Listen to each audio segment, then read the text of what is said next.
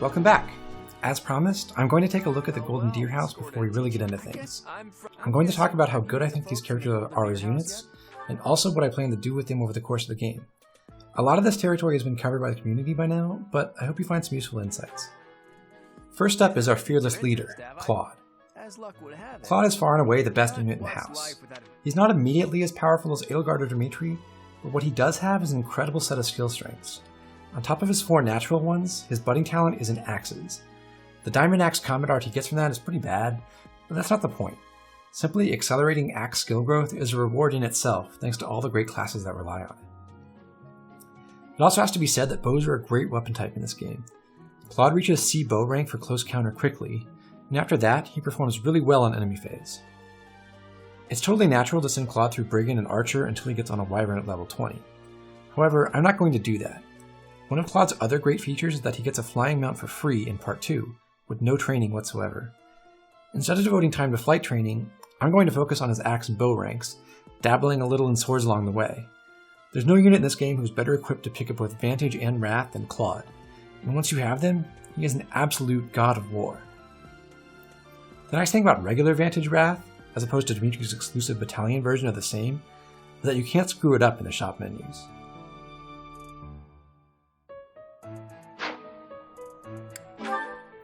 I don't think people give Lorenz enough credit. His personal ability is quite good. It basically bumps his strength and magic bases to 10 and 9 respectively, as long as he has a battalion. He actually has the highest combined defensive growths and defensive bases in the game. On the purely physical side, he's only notably outperformed in the beginning by Dedue and by Sylvain and Leonie if their personal abilities are active. Compared to Dimitri, he has effectively 2 less strength, 1 less dexterity, and 1 less defense, for 5 magic and 2 resistance at base, as long as they both have battalions.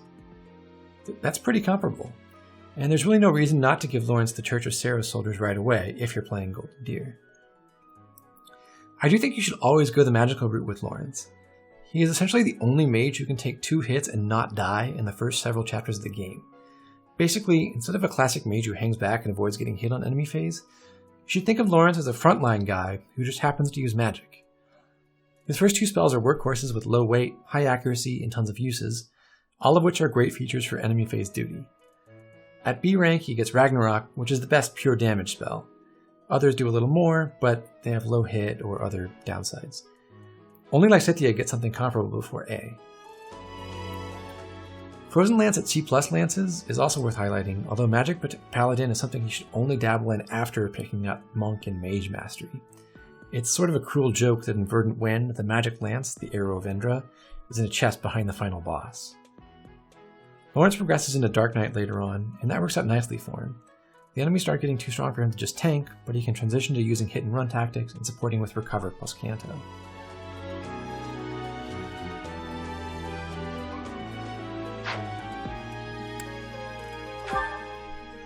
Raphael is the designated brawler of the crew, but unfortunately he has a pretty slow start on Maddening.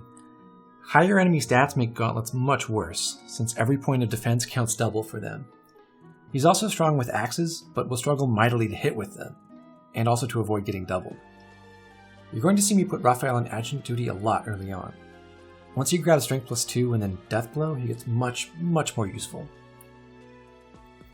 Weakness in bows is a little unfortunate, since Raphael really would like to get hit plus 20 from Archer Mastery eventually. Also, Goatee Basket is a terrible ability. It's a tiny amount of HP with a tiny chance of activating. After the DLC, Raphael has to feel a little hard done by. He gets a new toy in War Monk along with its Brawl Avoid ability, but there's also Balthus, who outclasses Raphael in most areas and also has Golden Deer supports. Raphael does boast better physical bulk, accuracy, and crit rate, but he doesn't benefit from enemy brawler growth like Balthus can. I'm going to do the obvious with Raphael and have him end up in Grappler. That class mitigates his speed issues when he finally gets to it, and the Fierce Iron Fist art is a fantastic tool in Maddening, especially with Raphael and his huge strength.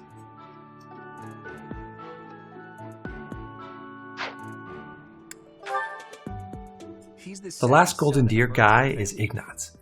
He's designed like the other archers, Bernadetta and Ash, with low strength and defenses, but solid dex, speed, and luck. The highlight here is really Ignatz's strength and authority. Every other house has 2 people with authority boons, the leader and one of the mages. but Golden Deer has 3. This can make Ignatz a lot stronger early on than most people realize. Golden Deer is basically the only house that can actually use both C-rank battalions in Chapter 3, as long as you train both Claude and Ignatz for it. +4 physical attack and +3 protection from those battalions is a fantastic combo to have that early. Many people recommend sticking with Sniper for Ignatz, and I can't really say anything against that. He lands a lot of crits with Hunter's Volley on a killer bow, and he's incredibly reliable if you stack hit +20 with his Watchful Eye ability. That said, there are other options. Ignatz has a budding talent and reason, and as a mage he has access to the ice spells. Normally those are pretty bad thanks to their low hit rates, but he fixes their accuracy nicely. Still, if you're doing magic Ignatz, I think he's better wielding the Levin Sword in Trickster or Mortal Savant. He does also get Physic, giving him some utility value as a healer. All that said, I'm taking a third option. My Ignatz will be pursuing a 100% crit sword build, ending up in War Master. Hopefully that'll be fun, even though it's a long way off.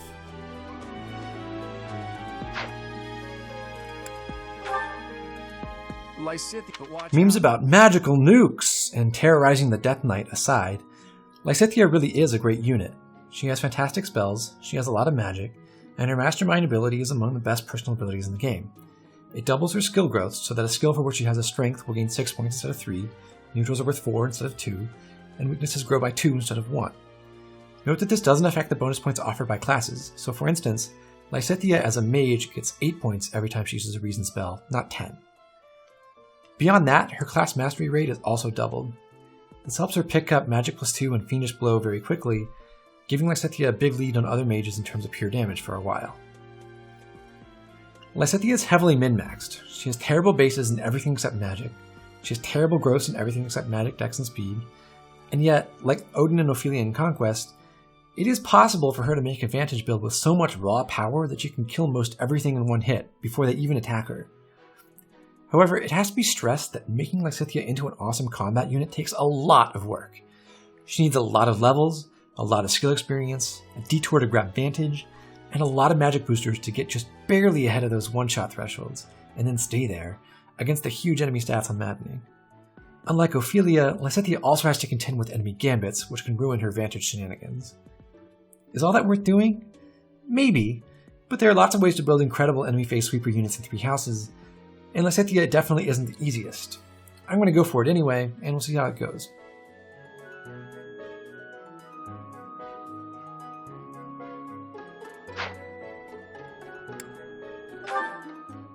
The healer of the bunch, Marianne is obviously useful right out of the gate. Unfortunately for her, she has no strength and reason, unlike other mages, and her reason spells are a little lackluster. She does get Thoron at C rank, which is nice, but one of my personal hot takes is that Thoron isn't that good. I mean, 3 range is nice and all, but combat spells are mainly useful for their ability to hit physical units from outside their counterattack range, and there are very few units with physical 1 to 2 range that would be outranged by Thoron but not other spells. You can counterattack enemy archers, but it's not as though you're going to want your mages doing that for a good while. I also don't like the low number of uses. You'll only have 4 for a long time, and I'd rather have some other C-rank spell with more charges and more accuracy. Marianne does offer 2 magical combat arts, Soul Blade at C+ swords and Frozen Lance from her budding talent and lances. These are both really good, hitting far harder than her regular spells, even though they do require 1 range to use. Because of her sword and riding talents, Marianne makes a pretty good dancer. That's the path I'm taking. It'll mean giving up her healing utility since she's going to dance just about every turn. That might seem pretty bad, but physic access is way less important than you think, as long as your team has a few other mages. I'll have more to say about that in a bit.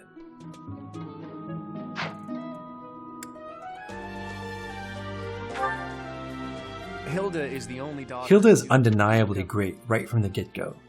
She has useful weapon proficiencies, which give her quick access to Tempest Lance and easy class paths, a nice budding talent in armor to pick up weight -3 in her armored knight base stats through the middle game, and a smooth endgame in Wyvern Lord.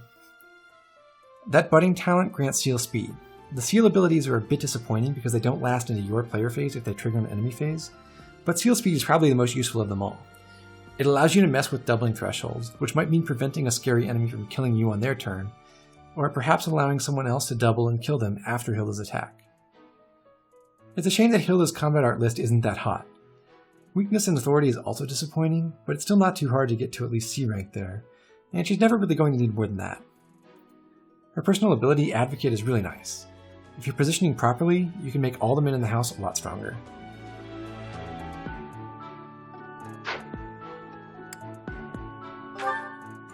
Along with Claude and Hilda, Leonie is the third awesome physical unit in Golden Deer's early game. Starting with Tempest Lance is always good, and she gets Career Shot really quickly. Those are great tools to work with. She also has good bases, good growths, and a good set of skill proficiencies. One of Leonie's best features is her combat art set. She gets Break Shot at C+ bows, and then the highlight is Point Blank Volley at A. This is a brave effect art like Swift Strikes for lances, and it makes her probably the best bow knight in the game. An alternative to that is to make Leonie a flyer. Wyvern Lord has better strength than Bow Knight to make up for the lack of bowfare, and Falcon Knight has way more speed. However, I prefer Bow Knight's extra range, and I like having at least one physical cavalry unit to use important battalions like the Index Sword Fighters, alongside Canto later on. Leonie's personal ability, Rivalry, is like Hilda's in that it works when adjacent to men. Leonie's ability is selfish. Rather than helping the men next to her, it makes her both stronger and tougher. With proper positioning, Leonie's the tankiest unit I've got.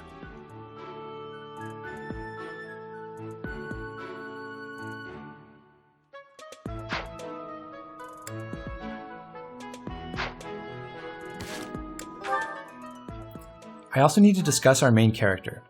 He has great bases and decent but unspectacular growths in everything, except in one important area.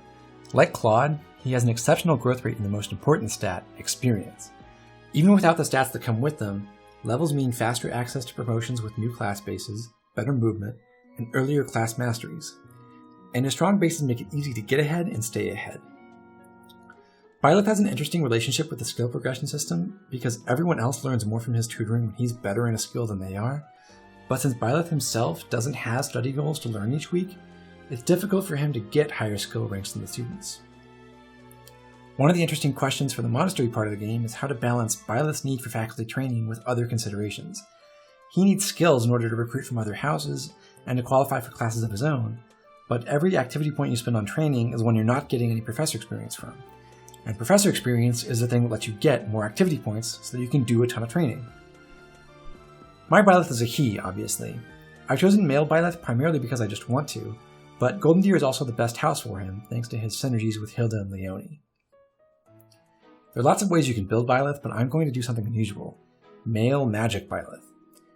I wouldn't necessarily claim it's optimal, but it works really well with his sword strength and his personal class.